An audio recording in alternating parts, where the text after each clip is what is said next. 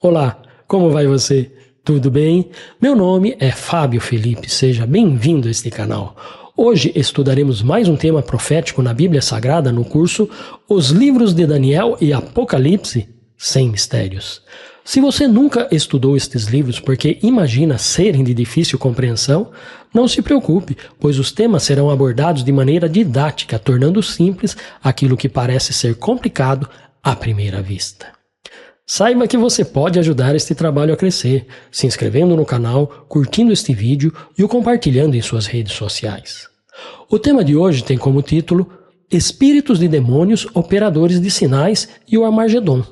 Neste tema será visto os meios que Satanás utilizará para unir três grandes instituições em nosso tempo numa luta final contra os interesses divinos. Antes de iniciar este estudo, apenas duas recomendações. Se esta é a primeira lição que você está vendo, assista às lições anteriores desta série neste canal. Assim você conhecerá os outros assuntos que já foram tratados. E para esta lição, leia Apocalipse 16, versos 13 a 16. Assim você estará informado do que será analisado neste vídeo. Três instituições antagônicas unidas. Na lição passada, estudamos o simbolismo dos três espíritos imundos semelhantes a rãs, trazendo para a nossa realidade que três grandes instituições do nosso tempo irão se unir numa luta contra os interesses do Deus do céu em nossos dias. Entender como três instituições com interesses diversos poderão no futuro próximo se unir, a princípio soa como algo sem fundamento, justamente pelo antagonismo que há entre elas. No entanto, o Apocalipse afirma que isso acontecerá com o propósito de juntar os reis do mundo inteiro para a batalha do grande dia do Deus Todo-Poderoso. Logo, será preciso identificar qual o meio apontado pela profecia que abrirá o caminho para a concretização desta tríplice união, a qual será a derradeira. Espíritos de demônios, operadores de sinais. Como este estudo é uma continuação da lição 26, vejamos o texto básico para as próximas considerações. Então vi sair da boca do dragão, da boca da besta e da boca do falso profeta três espíritos imundos semelhantes a rãs. São espíritos de demônios, operadores de sinais, e se dirigem aos reis do mundo inteiro a fim de ajuntá-los para a batalha do grande dia do Deus Todo-Poderoso. Um detalhe importante. Note que o verso 13 dirige a atenção a eventos do passado por meio do dragão, da besta e do falso profeta, e que da boca de cada um deles saiu um espírito imundo semelhante a rã. Estes três espíritos imundos semelhantes a rãs foram identificados em três instituições ou formas de governar que, segundo a profecia, estariam no poder por certo tempo. Note ainda que o verso 14 anuncia que no futuro, ou fim do tempo, estes três espíritos imundos atuarão juntos aos reis do mundo inteiro numa batalha do grande dia do Deus Todo-Poderoso. Veja. São espíritos de demônios, operadores de sinais, e se dirigem aos reis do mundo inteiro a fim de ajuntá-los para a batalha do grande dia do Deus Todo-Poderoso. Na lição passada, foi explicado que a expressão espírito imundo simboliza uma igreja ou instituição que ensina e obriga à obediência ao que é contrário aos ensinos da palavra de Deus, apoiada pelo governo predominante. Note neste verso outras características adicionais: espíritos de demônios, operadores de sinais. Logo, temos que entender do que tratam estes símbolos e acrescentar aos já identificados. Veja alguns versos esclarecedores a este respeito. Os fariseus e os saduceus se aproximaram de Jesus, tentando, pediram-lhe que lhes mostrasse um sinal vindo do céu. Então eles disseram: Que sinal o Senhor fará para que vejamos e creiamos no Senhor? O que o Senhor pode fazer? Note que foi exigido de Jesus por diversas vezes que fizesse sinais. Sim, que operasse milagres para provar que ele era o Messias. Os evangelhos narram que Jesus nunca atendeu a uma solicitação com esta finalidade. Já temos aqui uma noção do que esperar de um falso profeta: sinais, milagres e muitos. Veja mais um verso esclarecedor. Ora, o Espírito afirma expressamente que, nos últimos tempos, alguns apostatarão da fé, por obedecerem a espíritos enganadores e a ensinos de demônios. Observe neste verso que o apóstolo Paulo identifica o momento quando tudo a este respeito se cumprirá, nos últimos tempos. Logo concorda com Apocalipse, capítulo 16, verso 14. Note ainda que Paulo alerta que neste tempo alguns apostatarão da fé por obedecerem a espíritos enganadores e a ensinos de demônios. Portanto, já temos a noção que a desobediência aos ensinos da palavra de Deus é o que estará em jogo. Veja mais versos. Ora, o aparecimento do iníquo é segundo a ação de Satanás, com todo o poder, sinais e prodígios da mentira, e com todo engano de injustiça aos que estão perecendo, porque não acolheram o amor da verdade para serem salvos. Preste muita atenção em uma expressão deste verso: todo o poder. Para que Satanás tenha todo o poder, é necessário que ele ou seus agentes humanos estejam à frente de todos os governos na Terra. Note que, mais uma vez, o apóstolo Paulo concorda com o que João viu em símbolos no Apocalipse. Agora, qual será a base deste poder, sinais e prodígios da mentira? Este será o assunto que veremos a seguir. Espíritos enganadores e ensinos de demônios. A história do Velho Testamento destaca um período em que o povo de Israel foi cativo no Egito e é resgatado de lá por Deus com muitos sinais e milagres. A Bíblia afirma que os milagres que Deus fez por meio de Moisés foram alguns imitados pelos sábios do Egito. Veja. O Senhor falou a Moisés e Arão. Quando o Faraó lhes disser, façam um milagre, você, Moisés, dirá a Arão, pegue o seu bordão e jogue-o diante de Faraó, e o bordão virará uma serpente. Então Moisés e Arão foram até Faraó e fizeram como o Senhor lhes havia ordenado. Arão jogou o seu bordão diante de Faraó e diante dos seus oficiais, e ele virou uma serpente. Faraó, porém, mandou vir os sábios e encantadores, e eles, os sábios do Egito, fizeram também o mesmo com as suas ciências ocultas. Pois cada um deles jogou o seu bordão, e eles viraram serpentes, mas o bordão de Arão devorou os bordões deles. Note no verso 11 que os sábios do Egito imitaram por meio das suas ciências ocultas o milagre do bordão se virar em uma serpente. Só que a deles foi devorada pela de Arão, resultando com isso na derrota de Faraó. Agora, qual era a base dessas ciências ocultas? Vejamos o que a Bíblia tem a nos dizer sobre este assunto. Quando vocês entrarem na terra que o Senhor, seu Deus, lhes der, não aprendam os costumes abomináveis daqueles povos.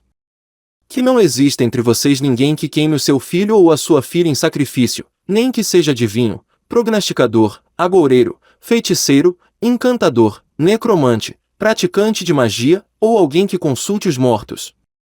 Pois todo aquele que faz tal coisa é abominação ao Senhor, e por estas abominações o Senhor, o Deus de vocês, está expulsando esses povos de diante de vocês. Se considerarmos o sinal feito pelos sábios do Egito como algo sobrenatural, e o desafio era realmente este, é certo que por meio dessas ciências ocultas foi invocado o auxílio de uma divindade falsa ou então os mortos. Veja agora mais um verso esclarecedor.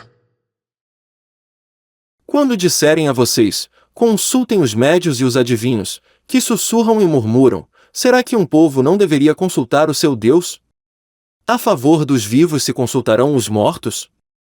A lei e ao testemunho. Se eles não falarem segundo esta palavra, jamais verão a luz do alvorecer. Note mais uma vez que Deus não permitiu que o seu povo fizesse uso de tais práticas, pois em realidade os médiuns colocam as pessoas em contato direto com o arqui-inimigo de Deus, Satanás e seus anjos maus. Estes também chamados na Bíblia Sagrada de demônios. Portanto, com estas informações, já sabemos o que são os espíritos de demônios e os sinais que operam. Falta agora entender o significado do simbolismo de Apocalipse 16:14. Este será o assunto que veremos a seguir. Espíritos de demônios que se dirigem aos reis do mundo inteiro. Uma vez que os 3 espíritos imundos semelhantes a rãs simbolizam 3 grandes instituições do nosso tempo, a expressão complementar são espíritos de demônios operadores de sinais simboliza o auxílio do sobrenatural no exercício do poder.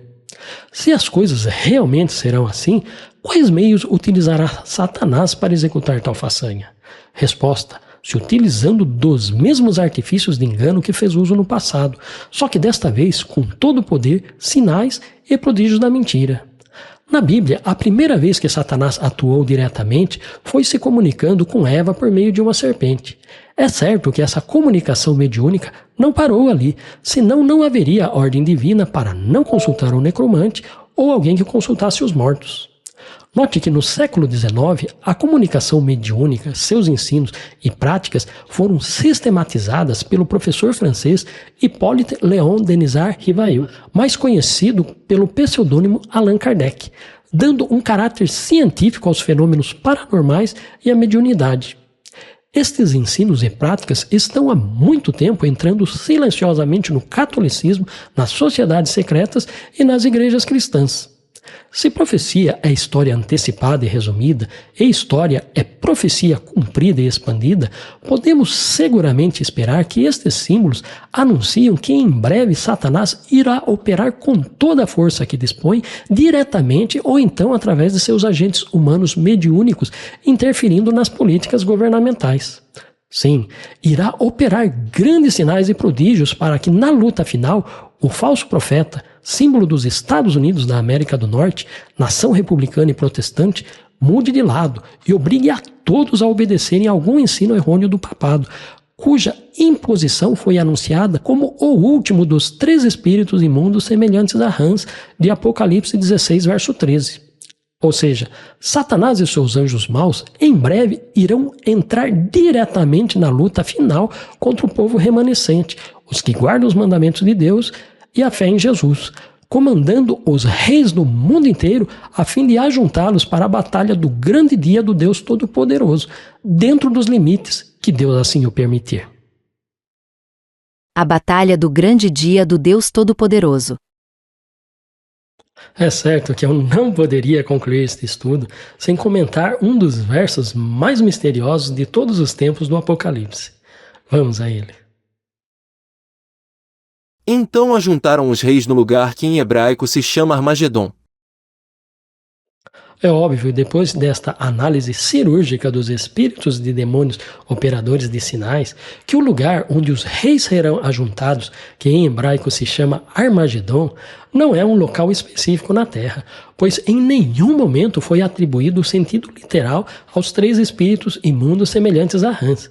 E em realidade, no final do grande conflito, haverá pessoas salvas ou perdidas em todas as nações, não definindo assim um lugar em específico. Mas então, o que simboliza esse lugar chamado Armagedon? Isso se torna fácil responder quando compreendemos o maior desejo de Jesus quando esteve aqui na Terra. Veja. Não peço somente por estes, mas também por aqueles que vierem a crer em mim, por meio da palavra que eles falarem, a fim de que todos sejam um. E como tu, ó Pai, estás em mim e eu em ti, também eles estejam em nós, para que o mundo creia que tu me enviaste. O maior desejo de Cristo quando esteve aqui na Terra era que todos sejam um, assim como ele e o Pai eram um.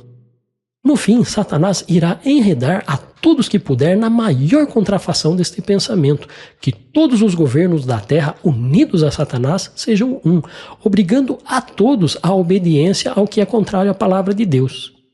Nesse sentido, a simbólica batalha no Armagedon, ou numa tradução de forma literal, na montanha de Megido, nos aponta para o mais antigo objetivo de Satanás no céu. Veja. Você pensava assim: subirei ao céu, exaltarei o meu trono acima das estrelas e me assentarei no monte da congregação, nas extremidades do norte. Subirei acima das mais altas nuvens e serei semelhante ao Altíssimo. Note, pelo que estudamos, que o ser semelhante ao Altíssimo de Satanás consiste no uso da força para levar a todos a adorá-lo como Deus.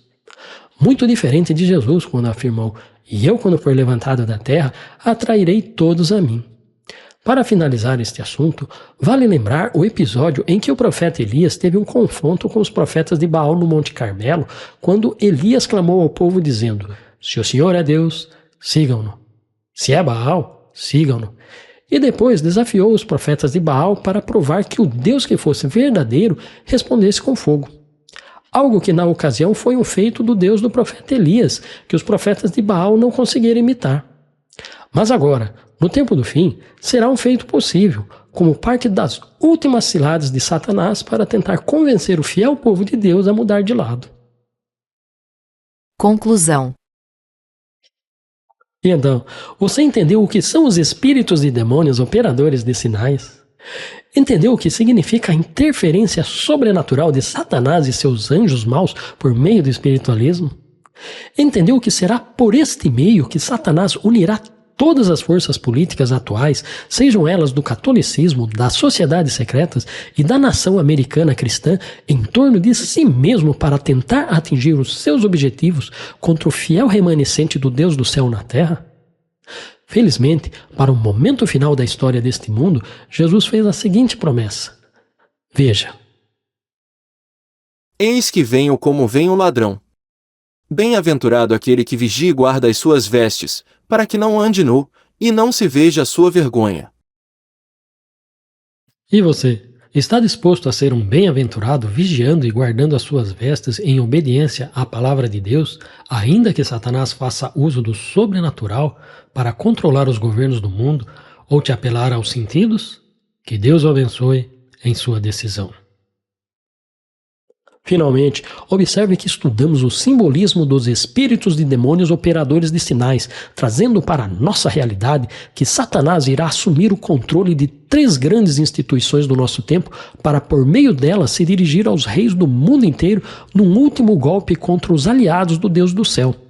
Se você tiver alguma dúvida sobre estes assuntos, escreva nos comentários. Será um prazer ajudá-lo na compreensão destes temas que valem a vida eterna. E na próxima lição será estudado a besta que era e não é mais, e está para emergir do abismo no capítulo 17 do Apocalipse.